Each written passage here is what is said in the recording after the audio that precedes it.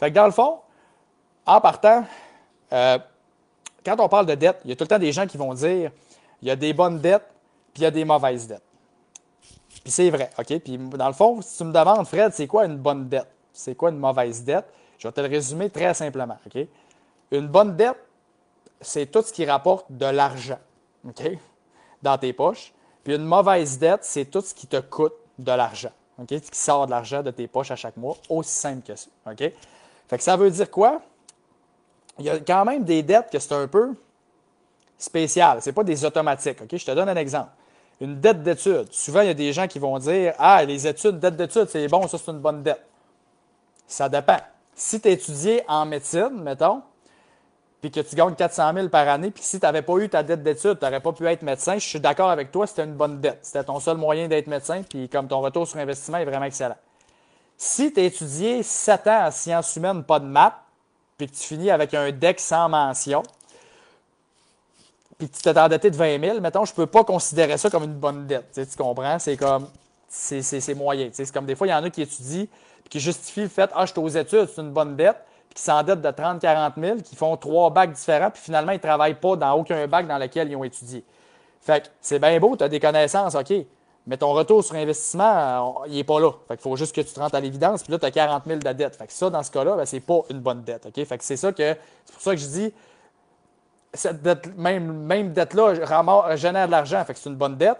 L'autre, elle n'en génère pas. La même dette, elle n'en génère pas dans l'autre scénario. C'est une mauvaise dette. OK? Fait que c'est là-dessus, ça dépend. Même chose, exemple, avec une dette, par exemple, d'un 4 roues, exemple. OK? Mettons quelqu'un qui finance un VTT. On s'entend, c'est pas bon. Financer un VTT, genre 400$ par mois, c'est une mauvaise dette, à première vue. Mais mettons que je fais du Airbnb avec mon chalet ou que je fais de la location à la journée, puis là, mon 4 roues, je le loue, mettons, 1000$ par mois.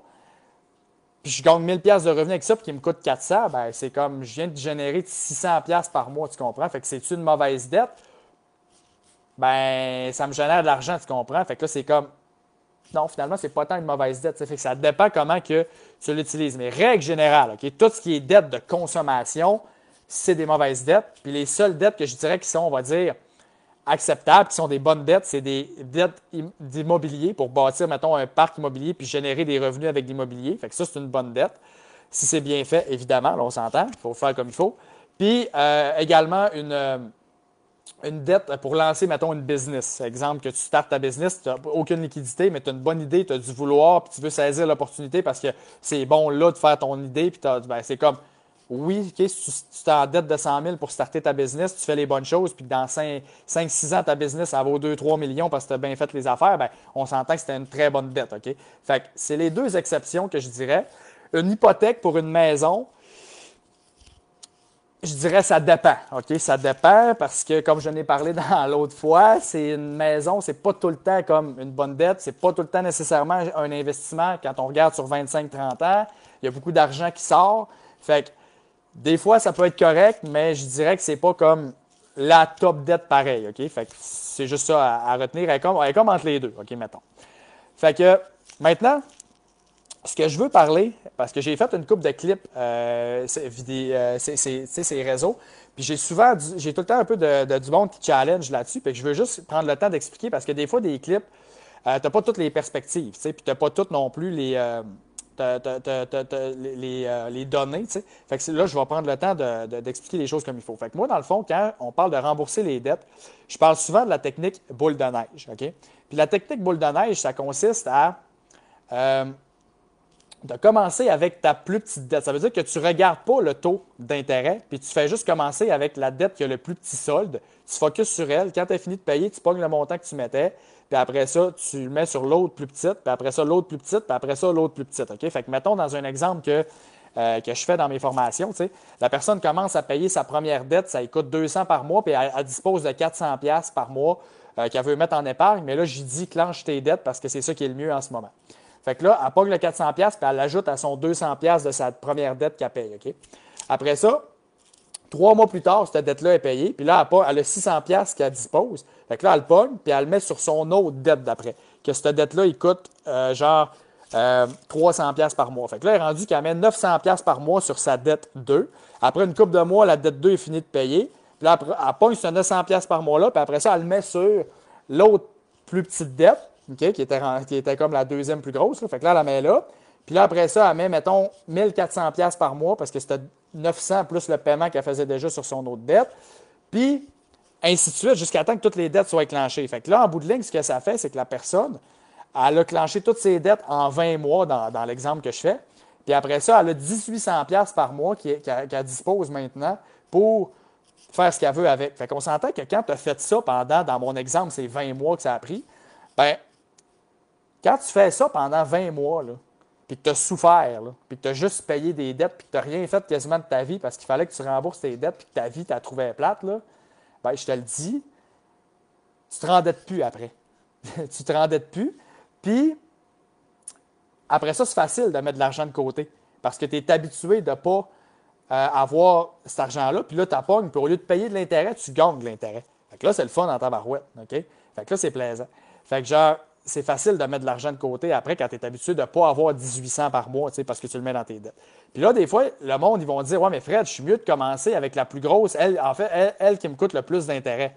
Puis mathématiquement parlant, oui, c'est vrai. Puis si toi, mettons, tu aimes mieux payer la plus gros taux d'intérêt en premier, puis que tu es capable de le faire, mettons, fais-le, puis c'est bien correct. L'important, c'est que tu payes tes dettes. Fait qu'il n'y en a pas de problème.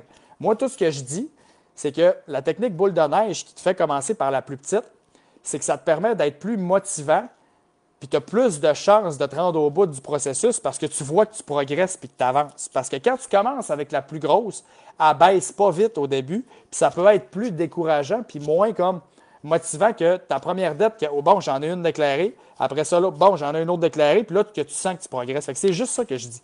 Fait que si toi, tu veux commencer avec le plus haut taux d'intérêt, pas de trouble. Paye le plus haut taux d'intérêt, puis après ça, tu fais le même principe. Quand tu as fini de payer, tu pognes ça, tu t'en vas clencher le deuxième plus haut taux d'intérêt, puis c'est bien correct.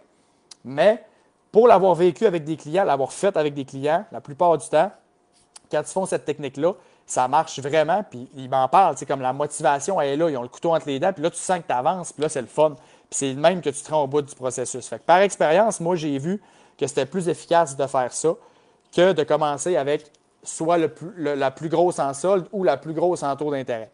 Puis ça, cette technique-là, tu sais, beaucoup de monde le savent, c'est Dave Ramsey qui conseille ça. Puis Dave Ramsey, moi, c'est de lui que j'ai pris cette technique-là. Puis au début, je trouvais que c'était comme crime, c'est vrai, ça fait du sens.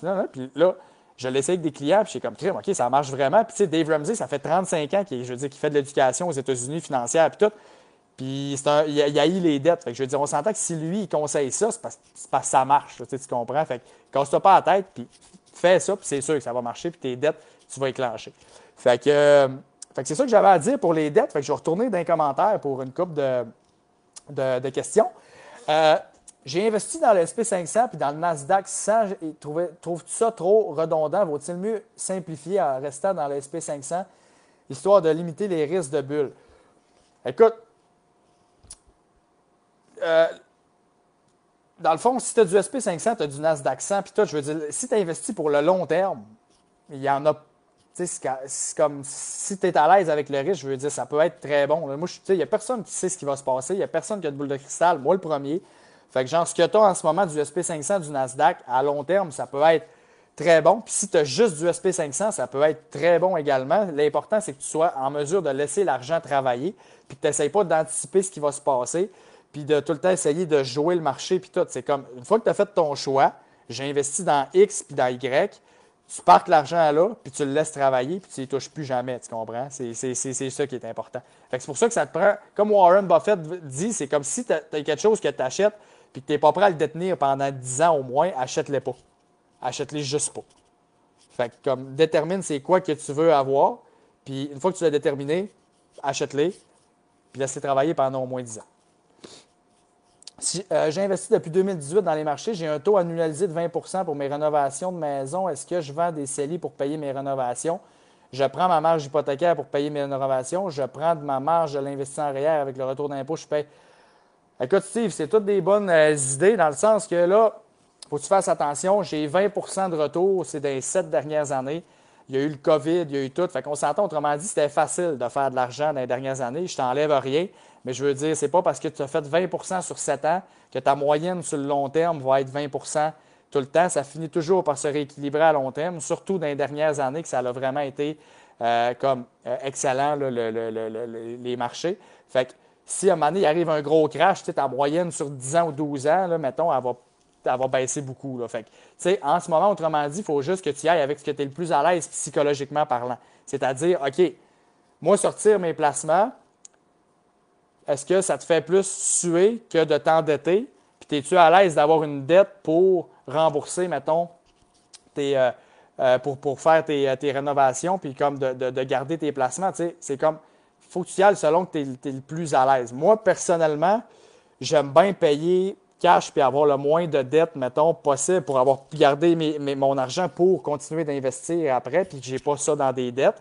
Mais si toi, tu veux garder tes placements, tu sais, c'est libre à toi, tu comprends? Ça dépend de comment tu es, puis psychologiquement parlant, c'est quoi qui te fait sentir le mieux. Là. Fait que, tu sais, je peux pas te répondre comme c'est ça, parce que ça dépend vraiment de la personne, de sa situation, de son profil d'investisseur, puis de plein de choses, puis de comment elle est aussi psychologiquement parlant envers les dettes. En gros, c'est bon à très court terme, mais sur 30 ans, le SP500 va te rapporter 30 de plus. Donc, c'est bon pour ceux qui approchent de la retraite. C'est comme si tu fabriques un billet gagnant à vie, n'est-ce pas? Oui, exactement. Ben, c'est carrément ça l'exemple que je dis dans ta liberté financière.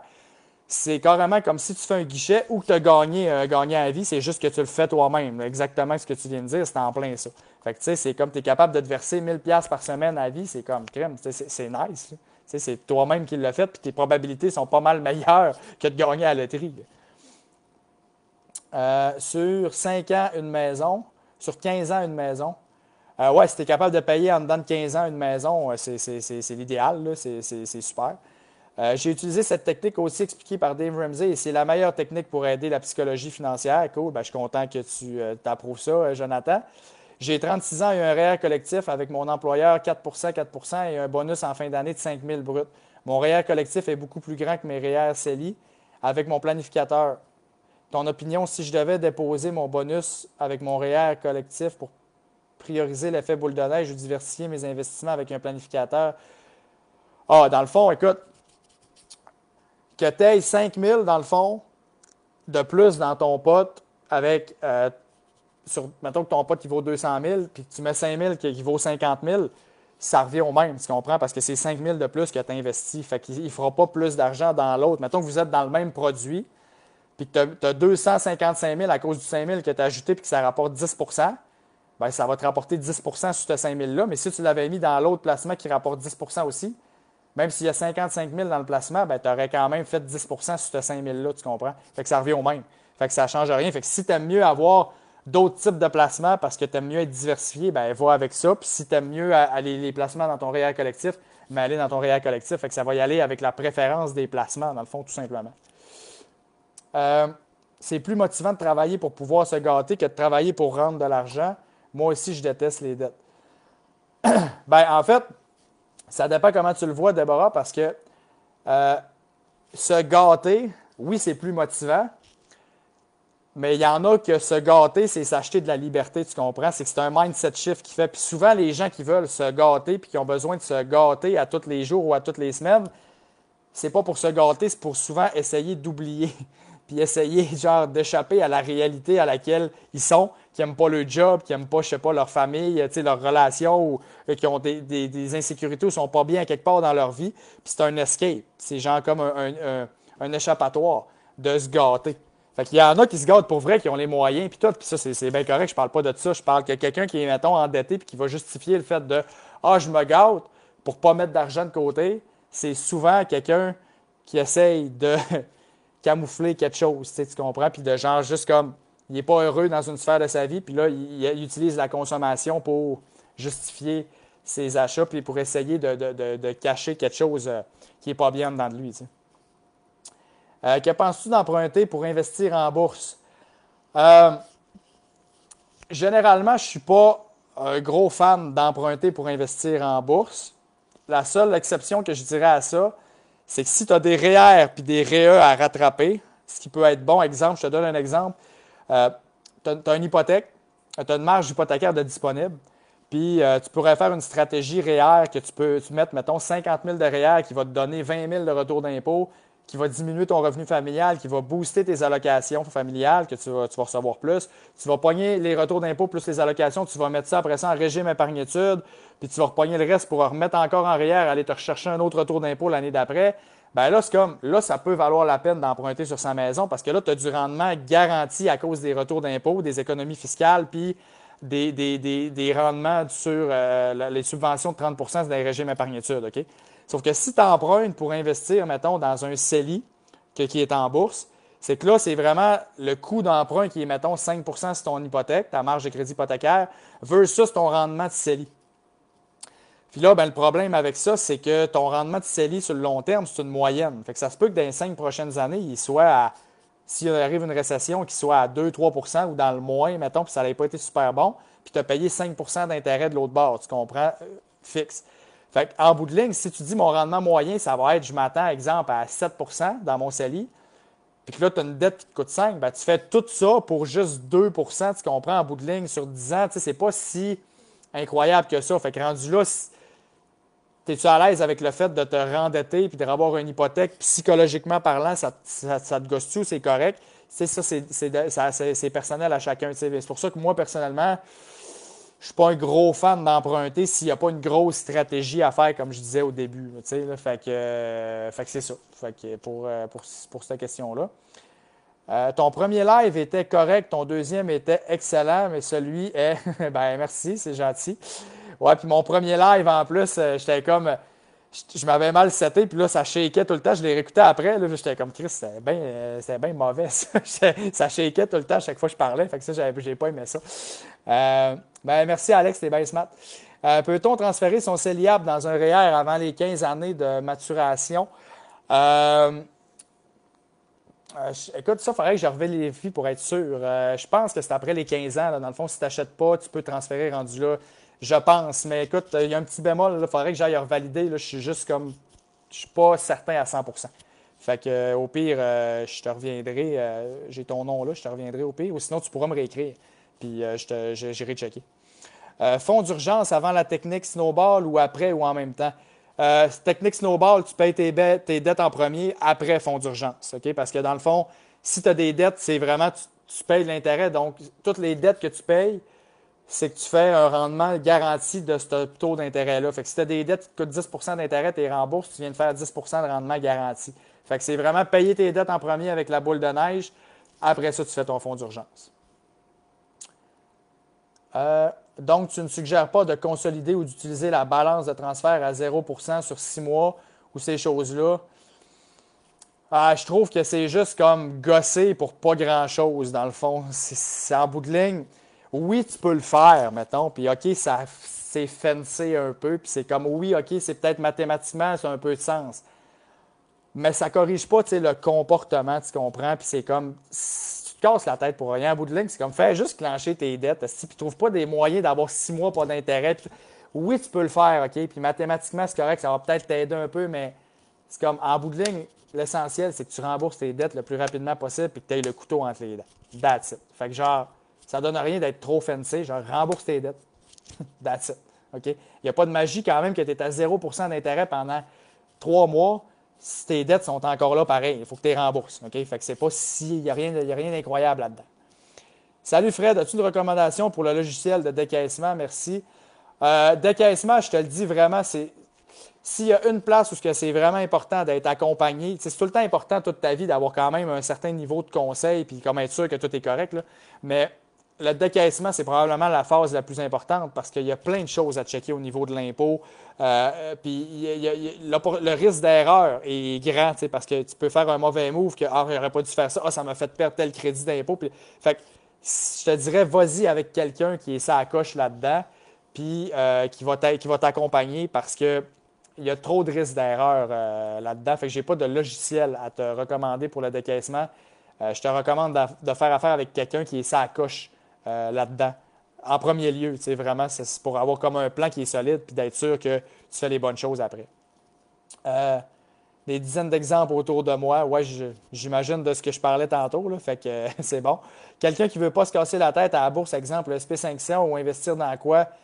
Ouais, VFV exécuté. Si t'es parti pour la gloire avec ce genre d'affaires-là, c'est parfait, là. Quelqu'un qui ne veut pas se casser la tête, c'est les plus beaux produits de placement pour la grande majorité des gens qui veulent faire travailler l'argent pendant, mettons, 30 ans. Ce genre d'affaires-là, c'est merveilleux, là. Tout se fait tout seul, ça se rebalance tout seul, ça coûte pas cher, les rendements sont bons. C'est comme, qu'est-ce que tu veux de plus, là? C'est vraiment hot, là. Sans emprunter directement, pensez-vous qu'utiliser la marge du CELI comme balance pour un compte sur marge comme le permet Wealthsimple? Ouais, les comptes sur marge, ces affaires-là, comme je te dis, je trouve que c'est juste comme mettre trop de fancy dans ce qui n'a pas besoin d'être fancy, là. Fait que casse-toi juste pas la tête. Euh, Ça répond très bien à ma question, c'est bon. Allô, quel est ton parcours? Ça, c'est bon. Ça, c'est exécuté VDI. Je suis vraiment pas d'accord d'emprunter, mais j'ai déjà fait une passe vite. Ouais, il y a des passes à faire, ça, c'est ça. Tu as dit, François, t'as fait une passe vite, mais des fois, ça peut faire que tu perds, puis à long terme, tu sais, c'est ça. Fait que, mais oui, je dis pas que tu peux pas faire d'argent à court terme, là. Tu peux en faire. Moi, ce que je dis, c'est que quelqu'un qui essaye de faire des passes vite pendant 30 ans, il va probablement avoir perdu sur le long terme parce que les passes vite qu'il a essayé de faire, ils ne seront pas tout le temps payants. Puis en bout de ligne, il va plus se pénaliser en essayant de faire des passes vite que s'avantager la plupart du temps. C'est juste ça que je dis, à long terme. Par se gâter, est-ce que je préfère travailler pour économiser de l'argent dans mon compte, par exemple, acheter une voiture, que d'acheter tout de suite, de travailler pour rendre de l'argent? OK, c'est bon, je comprends. OK, ouais, c'est bon. OK, t'as peu, je t'ai rendu où?